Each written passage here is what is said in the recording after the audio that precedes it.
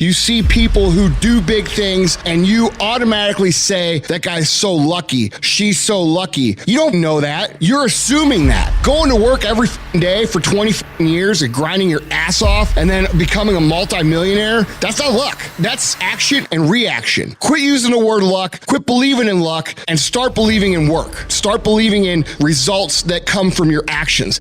When you quit, your mind says we're done. So it doesn't expand. There's no expansion. When you quit, I'm drowning, I'm miserable, I'm suffering, I'm broken, but I'm not going anywhere. What happens to your mind, it says, he's not leaving. So we gotta expand, we gotta grow, we gotta figure this fucking thing out. So then these compartments in your brain, they have to work. And then you start to engage parts of your mind that you never engaged before. When you're in suffer mode and you say, I'm not gonna quit. You're forcing your brain now to operate on a level it's not used to, but then it becomes used to it. We have two primary choices in life. We can either accept conditions as they exist, or we can take the responsibility to change them. See, a lot of people want to exempt themselves from taking responsibility. All they want to do is talk about the problem. Every time you see them, they'll tell you their story over and over and over and over again. No. You want to take responsibility for your life. I got me here, I can get me out of this. And I'm getting out. I'm not going to be a volunteer victim. Here's the truth. This is the reality. Nobody's going to believe in you until you've already done it. Nobody's going to come and celebrate with you until you've already done it. The work is going to come before the belief, which means you're going to have to work for a long fucking time by yourself with no applause, with no awards, with nobody telling you good job. And then once you start to build something and people start to see the momentum and they start to see the result and you start doing some things, then you're going to get a little belief. And then what's going to happen is you're going to believe. And then what's going to happen? You're going to go do a little bit more work and a little bit more work. Results are going to come more. More people are going to believe. Nobody fucking believes in you because you haven't done anything yet. That's the reality. When that alarm clock goes off at 4 or 5 in the morning, your mind says no. You just say, this is what we do. It's what we do now.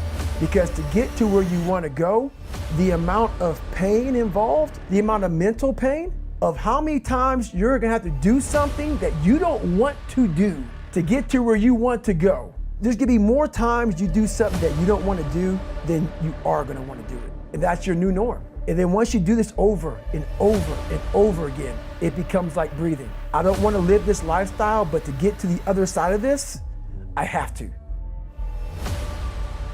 If you want to be great, you want to be the baddest motherfucker ever at what you do, you're gonna be misunderstood by everybody because you're gonna be so fucking obsessed and so driven to get there. That's what it takes. It takes every second of your fucking life. Anybody says balance? Yeah, balance is important for a lot of fucking people. It is. But if you want to fucking go to that edge where people do not like you, don't understand you, question everything you fucking do, you've arrived. When people don't understand you anymore, you're in that spot of obsession and drive. When that alarm clock goes off, there's at least 50% of the time where that soft little pillow is just caressing your head and you want to stay there. And it takes discipline to go, nope, I'm going to get up out of this bed and I'm going to do what I'm supposed to do. And that discipline that you have at that moment, you win that fight.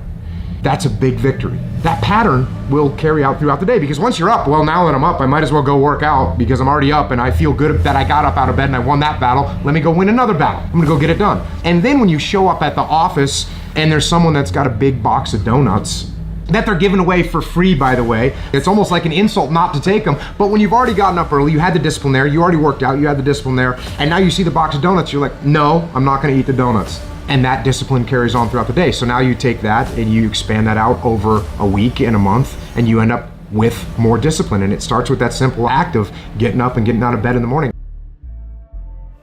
Everyone in the world has a list of things they think they should do. I should lose weight, I should work out, I should spend more time with my kids, I should work harder, I should make more calls, I should.